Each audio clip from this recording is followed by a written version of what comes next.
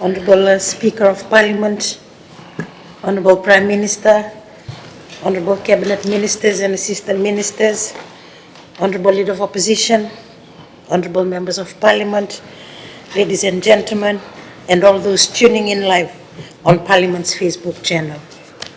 Misayanda Winaka. Honorable Speaker, I rise to deliver a statement on Fiji's hosting of the 21st Commission for the Conservation and Management of Highly Migratory Fish Stocks in the Western and Central Pacific Ocean, which was held in Suva from Thursday, 28th November till today, Tuesday, the 3rd of December, and catered for 470 participants. Honorable Speaker, I would like to show my ministry and the Commission's sincere gratitude in thanking the Honorable Prime Minister of Fiji for his gracious leadership and support in accepting our invitation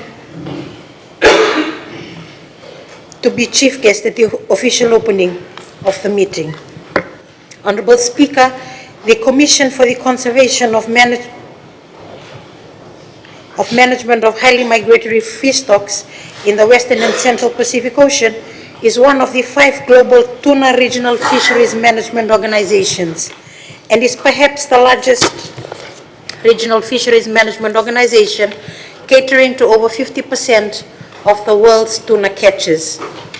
The WCPFC convention area caters to approximately 20% of the Earth's surface, with the western boundary to the East Asian seaboard, excluding the South China Sea, and the eastern boundary to the overlap area of the Inter-American Tropical Tuna Commission. One of the five RFMOs, the southern boundary to the 60 degrees south and the northern boundary to the Alaska and the Bering Sea. Honorable Speaker, the WCPFC Convention was established to conserve and manage tuna and other highly migratory fish stocks across the Western Central Ocean and was established on the 19th of June 2004 with the Secretariat based out at Pohnpei in the Northern Pacific Islands of the Federated States of Micronesia. Honorable Speaker, the WCPFC is made up of 26 cooperating members, 7 cooperating members from participating territories, and 7 cooperating non-members. It should be noted that whilst all 3 categories take on the conservation and management measures, or the CMMs, developed under this RFMO, only the initial 2 categories may take part in the decision-making process. Observers are also welcome to the meeting and they're categorized with an observer status. There are 24 intergovernmental organizations and 38 non-governmental organizations. Honorable Speaker, the Commission is built on the United Nations Fish Stocks Agreement principles to address the Western Central Pacific Ocean's unique political, socio-economic, geographical, and environmental characteristics. The Commission progresses much of its work through its 4 subsidiary bodies on an annual basis and deliberates on their outcomes towards a decision-making process like the WCPFC.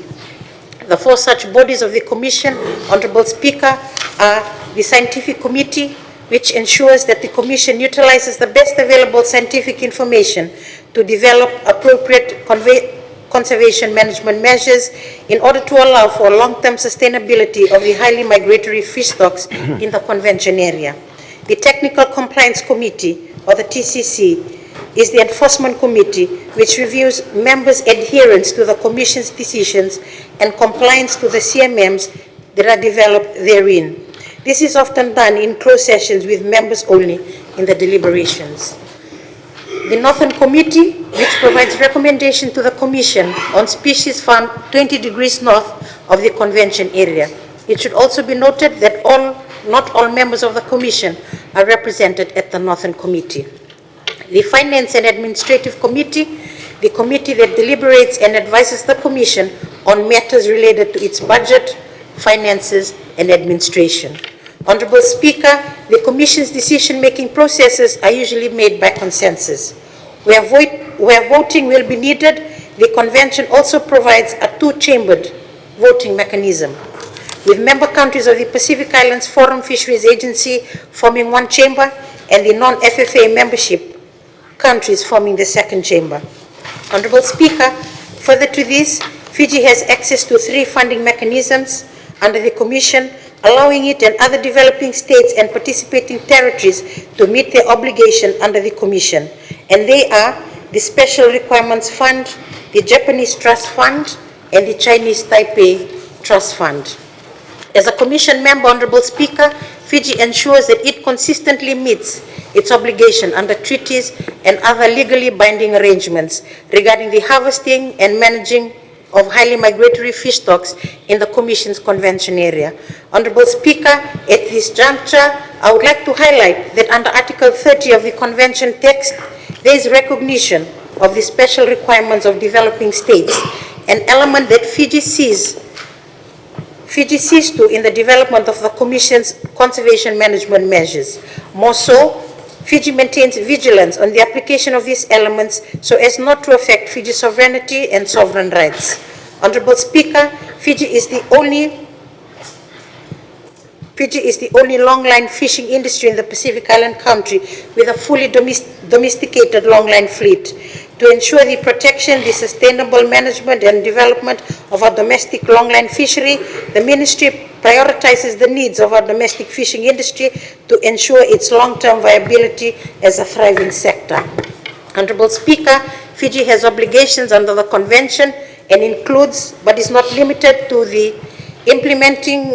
implementation of the zone-based management, the adoption of the target reference points, maintaining rights in fish stocks, developing robust harvest strategies, and addressing climate change impacts on tuna fisheries. Honorable Speaker, further to the above, and to maintain and protect our interests and reinforce our support to the region, Fiji takes a proactive stance in chairmanship to the following technical working groups in the Commission, and they are the Western Central Pacific Fisheries Commission Intersessional Working Group on South Pacific albacore tuna. The southern albacore tuna species primarily dominates Fiji's tuna catch within our exclusive economic zone. Hence, the need for a scientifically based, regionally acceptable catch rate and an adoption of a target reference point that provides the best vulnerable biomass outcome for the long-term viability and sustainability of the species. United Nations Food and Agricultural Organization of the Port State Measures Technical Working Group, Fiji is combating illegal, unregulated and unreported fishing within our EEZ and the high seas, much like the Commission's membership, and as such, it is leading the Port State Measures Agreement discussions in the region to address these phenomena. Honorable Speaker, because the tuna fishery is important to the Pacific Island countries as it provides economic benefits and food security, the 21st WCPFC meeting was attended by fisheries ministers from Palau, Niue, the Kingdom of Tonga, and Marshall Islands. Also included in the participation of the meeting was the Prime Minister of Tuvalu, which clearly demonstrates, Honorable Speaker, the importance of the tuna fishery in their respective island countries. As the tuna stock are highly migratory, we have a shared responsibility to manage it sustainably. Meeting with fellow fisheries ministers underscores our leadership roles in managing and conserving the tuna fish stock in our Pacific Ocean. Honorable Speaker, Fiji, along with the FFA membership in the WCPFC, reinforces the concept of a special requirement of developing states and territories under Article 30 of the Convention. The membership's commitment to developing a robust harvest strategies that will build resilience in the light of ecosystem changes by climate change. The membership's commitment to the South Pacific albacore fishery via the provision of a functional management framework. The development of a conservation management measure on labor standards for fishing crews. The development of electronic monitoring longline minimum data requirements, and the review of the regional transshipment measure that is poised to strengthen the regulation of this activity in the high seas. In addition, Honorable Speaker, to other subjects arising out of the WCPFC meeting agenda. Honorable Speaker, Fiji continues to seize this and other like opportunities to foster and strengthen our relationship with the other Pacific Island countries, fishing nations and fishing stakeholders, to collaborate and share knowledge, resources and best practices to address critical issues such as the impacts of overfishing, the IUU phenomena, and climate change. Honorable Speaker, Fiji will continue to support the region in ensuring that sustainable management of these highly migratory resources and the associated management decisions are based on the best scientific information available and the utilization of the precautionary approach where this is being developed. Honorable Speaker, Fiji will also continue to ensure that the elements of Article 30 of the Convention is reinforced in allowing developing states and territories an even platform on developing and implementing the conservation management measures whilst maintaining our sovereignty and sovereign rights.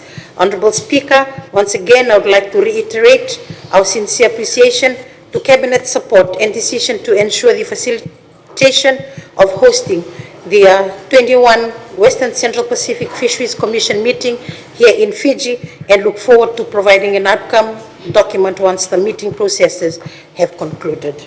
And thank you for your attention.